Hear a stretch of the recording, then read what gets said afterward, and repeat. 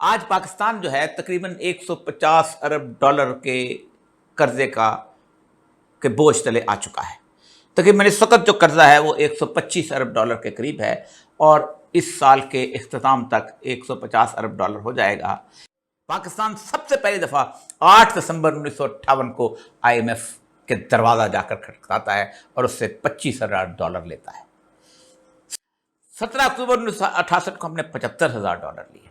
اس کے بعد 1971 کی جنگ ہم بری طرح ہارے۔ اس جنگ ہارنے کے بعد ہم نے 1972 میں $84,000 لیے IMF سے، 1973 میں $75,000 لیے، اور 1974 میں بھٹو صاحب نے 2 دفعہ $75,000 لیے۔ ابھی تک ہم صرف 75,000 کے طرف تھے، ہم 100 کی اس جسے کہتے ہیں 1,00,000 کے اس رٹ میں نہیں پڑے تھے۔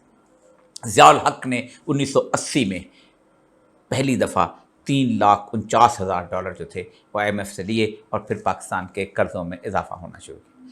آپ لوگ سمجھتے ہوں گے کہ یہ صرف $3,49,000 نہیں، تو 88 سے 1997 تک یہ جو مکمل طور پر